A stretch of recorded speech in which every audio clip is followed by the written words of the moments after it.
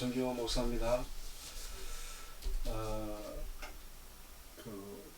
오늘부터 이제 우리의 사랑의 쪽지, 지심의 사랑의 쪽지라는 메시지를 가지고 이제 말씀을 접근하는데, 말씀에 대한 주제들을 우리가 이제 살피려고 합니다. 기본적인 개념에 대한 주제가 끝나면 여러분과 함께 이제 소망의 창세기부터 요한계시록까지 이제 66권의 모든 메시지를 함께 살피면서 우리가 올바로 예수 그리스도를 믿는다는 것이 뭘까, 복음의 역사가 무엇일까에 대한 그런 나눔들을 함께 해보고자 합니다. 그리고 신앙생활이란 것이 무엇이냐, 그리고 예수님의 뒤를 따라가는 그 제자도의 삶이란 무엇이냐에 대한 이야기를 여러분과 함께 나누려고 합니다. 짤막한 이야기들, 또 그렇게 다소 어렵지 않은 내용으로 여러분과 함께 제가 이제 접근하면서 이 부분을 다루려고 하기 때문에요. 여러분도 이야기 들으시면 질문 있으면 댓글도 남겨주시고, 그러면 또 이 다음 시간에 또 그에 대해서 또 이야기할 수 있는 그런 시간들도 갖고자 합니다. 제가 이제 영성을 하다 보니까 이제 영성은 조금 이제 관심 있는 분들, 또 특별하게 훈련을 받는 분들에게는 이제 수월하고 좋지만, 이제 이렇게 또 일반적인 그냥 예수 그리스도를 믿는 구원의 길을 걸어가는 어떤 생각을 가지시는 일반 성도님들에게는 좀 어려울 수 있겠다 싶어서 제가 이제 이 장을 마련했습니다. 어떻게 하면 좀 이게 영성적인 측면에서 말씀을 바라볼 수 있고, 동시에 영성이라는 것은 정통 신학이거든요. 정통 신학적 입장에서 이걸 말씀을 어떻게 해석하며 또 우리의 삶에서 일어나는 많은 문제들을 우리가 어떻게 해결하고 해결해 갈 것인가에 대한 이야기를 여러분과 함께 시간 나누려고 합니다. 여러분의 신앙생활에 조금 도움이 됐으면 좋겠고, 저 또한 이런 작업을 통해서 또 여러 가지 인사이트, 깨달음을 함께 얻고 나가는 시간이 되었으면 좋겠습니다. 오늘은 이제 두려움에 대한 이야기인데요. 고린도전서 10장 12절로 13절 말씀, 우리가 이제 말씀을 제시를 해드렸습니다. 그 말씀을 영상 책 부분에서 한번 읽어보시고, 이제 이 말씀을 가지고 왜 두려움이라는 주제를 가지고 이 말씀을 바라보느냐면, 우리의 인생을 살다 보면 우리가 감당하지 못하는 시험을 맞이할 때가 있습니다. 그냥 우리가 일반적인 상식적이다라고 하면 얼마나 좋겠어요. 그런데 상식이라고 할지라도 사람마다 나름대로 상식이 다 다르거든요. 내가 생각하는 상식, 또 당신이 생각하는 상식, 그러니까 상식의 충돌이 또 일어나기도 하고, 그러다 보니까 이제 기독교 정통의 어떤 신앙생활 속에서도 교회 생활 속에서 이 충돌이 일어나요. 상식 간의 충돌, 그러니까 문화적인 충돌이라고 해야 되겠죠. 그거는요, 부부 일례로 우리가 이제 처음에 연애할 때는 그렇게 달달했던 이제 커플이 결혼한 뒤에 그렇게 많이 싸우는 경우도 많이 보거든요. 그게 뭐냐면 그냥 연애할 때는 그냥 잠깐 만나서 서로 사랑을 나누고 또 교제하고 그 정도에서 끝나는 그런 이제 부분이었다면, 이게 이제 보니까 이제 사는 것은 그게 아니거든요. 삶을 살아가는 것은 이제 24시간, 아니 24시간 아니지라도 함께 잠을 자고 함께 한 공간에서 삶을 살다 보면 자기가 자라왔던 문화라는 게 다 틀리거든요. 가정마다 틀리고 가문마다 틀리고 지역마다 틀리기 때문에 그 지역의 그 문화의 특성끼리 부딪히는 경우가 있어요. 그래서 이제 이 가정에서 끊임없이 싸우는 일들이 있죠. 그래서 우리가 보통 말하면 이게 상식적이지 않다, 이해를 하지 못하겠다, 뭐 그런 이야기를 하죠. 그래서 그런 시험을 맞을 때가 있는데, 우리가 상식적이지 않는 일들을 맞을 때 우리는 절망하고 분노하게 되는 것을 보게 됩니다. 그리고 분노는 마침내 큰 두려움으로 다가오게 되고요. 그 두려움이 이제 여러 가지로 표출되는 거죠. 사실 일탈로 나오기도 하지만 그 일탈도 이제 여러 가지로 나오는데 요즘에 그 TV 프로그램 중에서 그 요즘에 나는 자연이다 뭐 그런 것이 인기잖아요. 이제 가만히 보면 그분들은 자연인도 보니까 여러 가지 종류가 있죠. 그런데 우리 같이 일반 사람들이 자연인으로 살아갈 수 있을까 하는 부분에서는 어려움이 있습니다. 그렇다고 해서 우리 덕고하는 뭐 영성 가들의 어떤 그런 이제 자연 속에서 살아가는 그런 모습은 완전히 또 틀려요. 그래서 그런 모습을 보면서 이제 왜 이런 이제 프로그램들이 인기가 있을까 가만히 봤더니 이 두려움으로부터 벗어나고 싶은 욕망이 우리에게 있는 겁니다. 사람이 두렵고 말하는 게 두렵고 그냥 이렇게 좀 회피하고 싶고 도피하고 싶은 거죠. 직면하기를 꺼려하는 마음이 우리 안에 있는 거죠. 너무 싫은 거죠.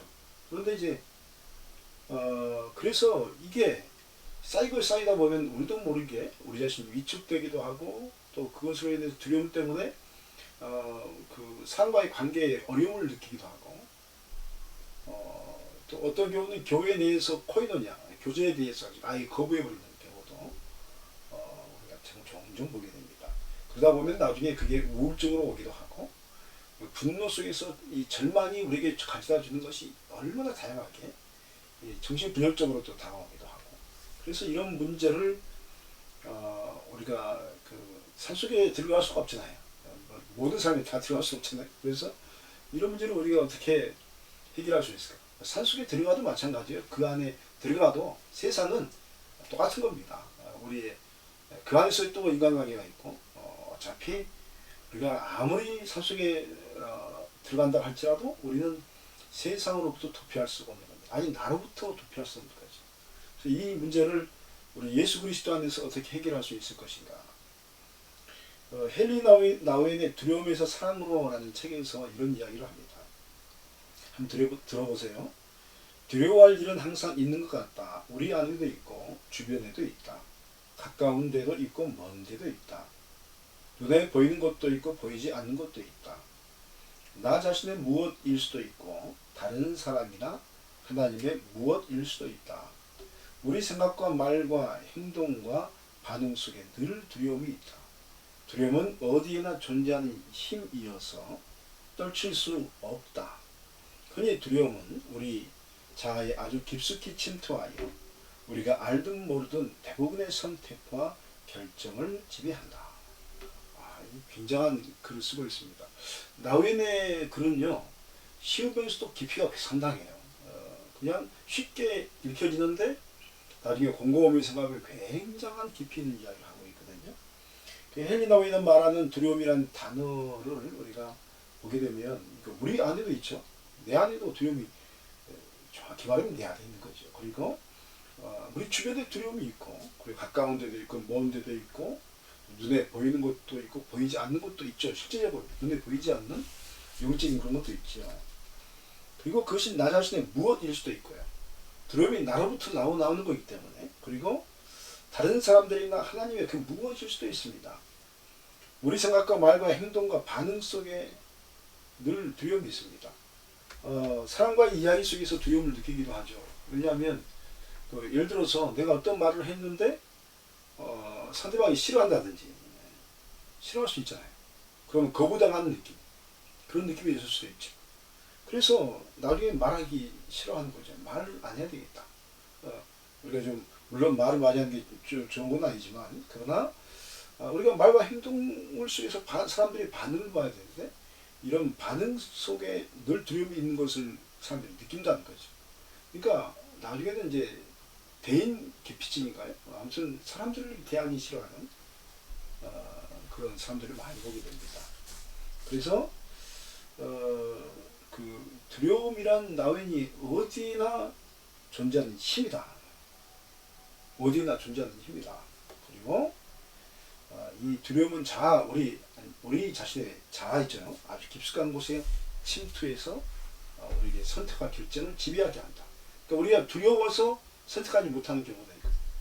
올바른 길인데 내가 이걸 선택해야 되는데 두려운 거죠.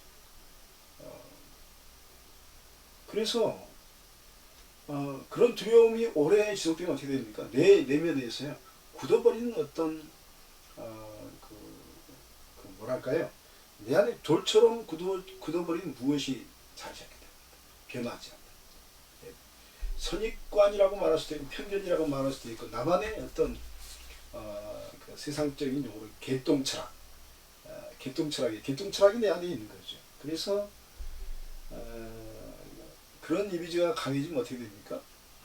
구약에 심판하시는 하나님, 징벌하시는 하나님 이미지가요 우리의 믿음 생활 속에 다 굳어버립니다. 하나님은 사랑이신데 그 사랑이시다라는 개념을 받아들이지 못한, 그래서 교회에서 신앙생활 할 때에도 이런 굳어버린 마음으로 상대방을 대하고 적대시 않는 마음으로 상대방을 대하고 경쟁하는 마음으로 상대방을 대하고 그래서 교회가 불협화음이 일어나는 그런 일들을 많이 보게 됩니다. 그리고 그 우리의 일상 속에서요 짜증이라는 것이 여러분 느끼시죠? 짜증이란 놈이라고 보통 표현하는데 짜증이라는 놈. 짜증이 나요. 말을 할 때도 짜증이 나고 설거지 하는데도 짜증은 나고 또 아이들을 바라보면 짜증이 나고 왜 짜증이 날까? 곰곰이 이렇게 이제 기도하면서 바라보면 그 안에 깊은 어떤 내면 속에 두려움이 존재한다는 것을 알게 됩니다. 그리고 그 굳어진 두려움의 근원들과 우리가 맞닥뜨리는 순간을 맞이하기도 합니다. 그래서 그곳에 상처가 나서 굳어버리고 그리고 그 굳어버린 내 모습이 또 싫어서 또 회피하고 그러다 보니까 어떻게 되죠? 나중에는 또 그냥 내 자신을 직면하기 싫어서 이곳으로 저곳으로 또 이 사람 저 사람 열심히 만나지만 마음은 허무하고 허황된 생각으로 텅 빈 그런 곳으로 비어져 버리는 그런 모습을 보게 됩니다. 제가 이제 예수기도 칸큐티 운동을 계속하고 있거든요. 여러분 이제 이북으로 보면 예수기도 칸큐티라는 또 11일 십기백이라는 책들이 많이 있습니다. 시리즈로 나와 있고요. 그리고 이제 종이책과 이제 이북으로 묵상의 오솔길 칸큐티, 원래 컴퓨티인데요. 칸큐티라고 제가 합니다. 컨템플레이션 콰이트 타임이라는 그 기독교의 정통의 묵상법을 제가 이제 하나로 압축해서 이렇게 여러분의 영성 수련을 하십시오. 제시한 그 기도의 방법론이 있습니다. 그리고 그런 부분들을 가지고 우리가 나가게 되면 우리 자신의 굳어버린 내 모습과의 부딪힘이 있습니다. 두려워하는 저 밑바닥에서 회피하고 싶어하는 내 모습과의 부딪힘이 있습니다. 그래서 이제 예수기도 칸큐티라는 제자도 영성의 조그만 하나의 목표가 뭐냐면 그 굳어버린 나를 보는 겁니다. 직면하는 겁니다. 영성은 직면한 거거든요. 피하지 않는 것이거든요. 그래서 직면의 문제 앞에서 이제는 더 굳어버린 두려움의 모습을 가지고 주님 앞에 나아가는 것. 주님께 나가지 않으면 우리가 구원을 얻을 수가 없잖아요. 구원이라는 것이 여러분 구원은 계속 말씀드리지만 제가 계속 강조를 한 부분이 있죠. 구원은 두 가지 차원의 구원이 있죠. 우리가 이 땅에서의 생명이 끝나면 모두 구원받을 줄 믿습니다. 하나님 나라 가는 거죠. 여러분 예수 믿으면 영생을 얻게 될 줄 믿습니다. 하나님 나라에 들어갑니다. 믿음으로써 구원함을 받습니다. 그런데 또 하나의 구원의 개념은 이 땅에서의 삶 속에서 내 믿음이 너를 구원하였다. 예수님이 그러잖아요. 그 구원은 내 믿음이 너를 구원하였다 해서 그 사람이 바로 죽어서 하나님 나라 가는 게 아니잖아요. 무슨 말이냐면 그 사람의 혈루증이라든지 또 자녀들의 어떤 문제라든지 인생의 문제로부터 해결함 받는 것을 구원이라고 하거든요. 그러니까 이제 그런 차원에서의 구원의 역사를 이루는 것이 뭐냐면 영성입니다. 예수기도 칸큐티라는 방식으로 여러분에게 제가 소개를 해드립니다만 그 예수기도 칸큐티라는 거기에는 여러 가지 기도법들이 있거든요. 여러분에게 맞는 기도법을 여러분이 선택해서 이제 기도하시면 되는데 그래서 이제 확장을 해나가는 거죠. 영성은 믿음도 커지는 거죠. 믿음이 작은 자들아 예수님이 책망하셨잖아요. 이게 믿음이 커지는 것처럼 우리의 영성도 믿음이 영성이잖아요. 영성도 커지는 겁니다. 그래서 커져가는데 조그만 것부터 시작해서 우리가 소화시켜서 점점 커져가면 우리의 두려움에 대한 그 문제들 그런 문제들도요 우리가 작은 두려움들을 그냥 쉽게 넘어가고 그 다음에 그걸 감당하고 그 다음에 그래서 감당하고 그러면서 우리 자신이 이제 성화 되어가는 영화를 향해서 성화되어가는 그런 역사가 있게 되는 것입니다. 우리 안에 두려움이 있어요. 어쩌면 이 두려움 때문에요 신앙생활을 우리가 잘 못할 수도 있고 또 교회 안에 충성하려고 하는 마음이 사라지게 하는 경우도 있습니다. 사명을 감당하고 싶은 마음에 대해서 회피하는 경우도 있습니다. 하나님을 향한 열정을 불태우는 마음이 사라지게 할 수도 있습니다. 그러니까 이 두려움의 문제가 하나님과의 관계 속에서 큰 문제가 되는 거죠.